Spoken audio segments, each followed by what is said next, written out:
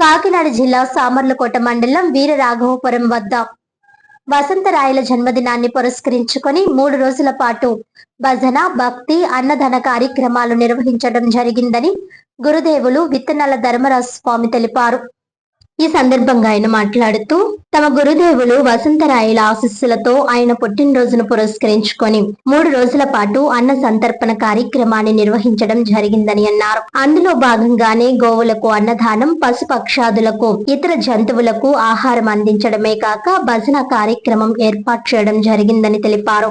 రాష్ట్రం, దేశం, ప్రపంచం సుభిక్షంగా ఉండాలనే ఉద్దేశ్యంతో ఆ శివుణ్ణి తలుచుకొని తమ గురుదేవుల ఆశీస్సులతో నాకున్న దానిలోనే 35 సంవత్సరాలుగా సేవలు చేస్తున్నానని అన్నారు. అనంతరం సత్యం నాయుడు, రామకృష్ణ బాబ్జీలు మాట్లాడుతూ విత్తనాల ధర్మరాజు స్వామి ఏది ఆశించకుండా తనకున్న దాంట్లోనే అన్నదాన కార్యక్రమాలు నిర్వహించడం ఎంతో ఆనందదాయకమని అన్నారు. ఇలాంటి వ్యక్తిని ఎక్కడా చూడలేదని, తనకు ఉన్నా లేకపోయినా గోవులకు, పశుపక్షాదులకు, ఇతర జంతువులకు ఆహారం అందించడం సంతోషకరమని అన్నారు. అలాగే మాత సత్యవతి, కుమారుడు వెంకటరమణులు ఎంతో ఆత్మీయతతో వచ్చిన వారికి ఏదీ లేదనకుండా ఆకలి తీర్చేవారిని గుర్తు చేశారు. ఈ కార్యక్రమంలో భక్తులు, శ్రేయోభిలాషులు, అభిమానులు వచ్చి వసంతరాయల పుట్టినరోజును పురస్కరించుకొని సంతృప్తిగా భోజనం చేసి స్వామి వారిని కొలుచుకొని ఆశీస్సులు తీసుకుని ఆనందంగా వెళ్లడం జరిగిందని అన్నారు. ఇంట్లోనే అవసరంగా చేసుకుంటానండి. అది తెచ్చిందంటే ఎలా కుక్కలకి, ఆవులకి అలా పెట్టుకుంటామండి. అన్నదానం చేస్తామండి. ఆరాధనకి అన్నదానం చేసుకుంటాం. గోమాతకు ఒక అన్నదానం చేస్తాను కార్తీక మాసంలో. ఇప్పుడు ఈ గురుగారు ఈ ఆరాధన ఇది చేస్తామండి. అలా చేసుకుంటూ అలాగా కాల్చాలని చెప్తుంది. అంతే ఉంది. వసంతుడండి, ఈయన పేరు వసంతుడు. అదేంటి పెంటపుడికి ఎప్పుడైనా పున్నానికి శివాలయంకి వెళ్తాం, దర్శనం చేసుకోడు. ఇదండి అలా నడుపుతూ ఉంది. అంతే వసంతం అన్నదానం అండి. వసంతుడు వచ్చాడండి. ఆయన 30 సంవత్సరాలు అవుతుంది మన ఇంట్లోకి వచ్చి. ఆయన వచ్చిన దగ్గర నుంచి అలా ఎవరికి కనిపించలేదండి. స్వామి గారికి నాకే కనిపించారు. ఆయన కనిపించి వచ్చారు. ఎవరికి చెప్పొద్దన్నారు, నాతో చెప్పారు. 6 నెలల వరకు ఎవరికి స్వామి కూడా చెప్పొద్దన్నారండి. కొన్ని జరిగిన సార్లు ఉంటాయేమో సార్ అసలు చెప్పకేమని. అలా జరిగిన తర్వాత అన్నీ చూసుకుంటున్నారండి. చూసుకుంటున్నారండి. మా పరిస్థితిలో మమ్మల్ని కొంచెం ఎదురు కూడా దెబ్బ వేసుకుంటున్నారు. సోమవారం వస్తారండి. ఎవరెవరు వస్తారు చూసుకోవడం, వాళ్ళకి పెట్టడం. ఇది అలా జరుగుతుందండి. నా పేరు సాకేటి సత్యనాయుడు. నేను తెలుగు పండితునిగా గవర్నమెంట్ కాలేజీ స్కూల్లో పనిచేశాను.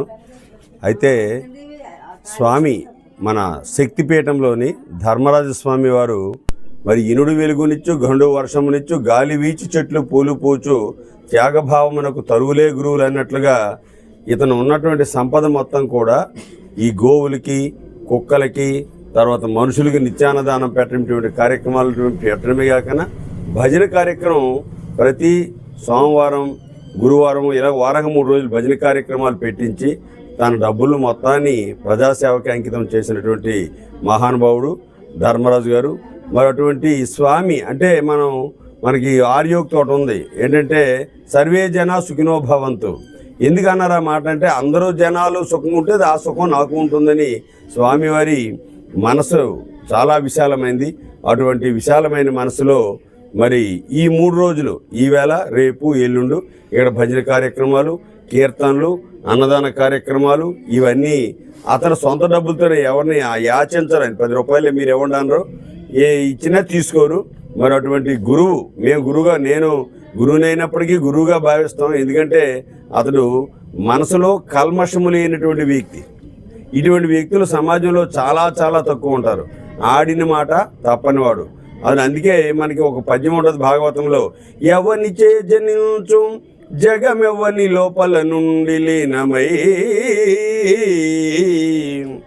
ఎవని యందుడిందు పరమేశుడెవ్వడు, మూల కారణం వెవడు, అనాథ మధ్యులయుడెవ్వడు, సర్వము తానైన వాడెవ్వడు, వానినాత్మభౌ ఈశ్వరుణ్యే శరణంబు వేడెదం.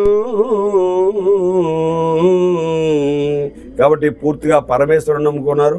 అతని నుంచి వచ్చినటువంటి నిజమైనటువంటి మాటలు మాత్రమే ఇక్కడ చెప్తారు. అసత్యం అసలు నోటంటరాదు. మరి చాలా ఈరోజు ఆ కుటుంబం పేదరికం ఉన్నప్పటికీ వాళ్ళు పూర్తిగా బాబాని నమ్ముకున్నారు.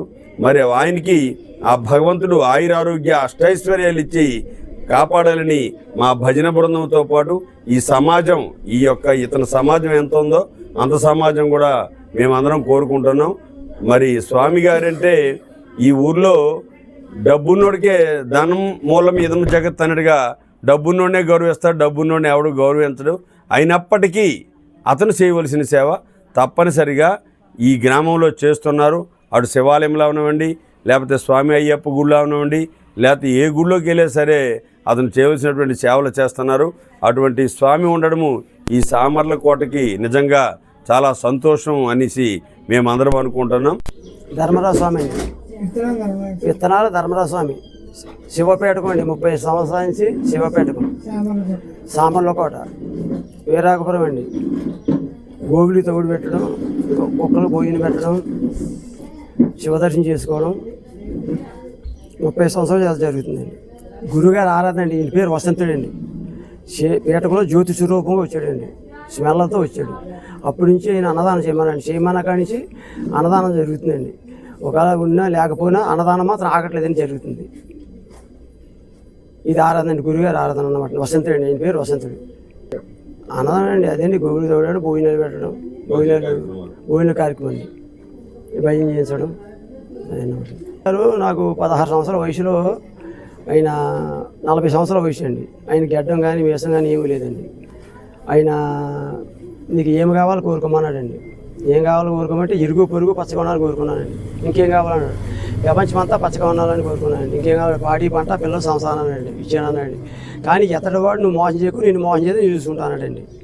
అది జరిగిందండి. అప్పుడు ఏమన్నారంటే, గురుగారు నేను ఆయాల వరం ఇచ్చాను కాబట్టి మన కరుణ వచ్చింది కాబట్టి కరుణలో నువ్వు ఆ వేళను ఇచ్చిన వరం వేళ కరుణ నరలోకానికి పనిచేసింది.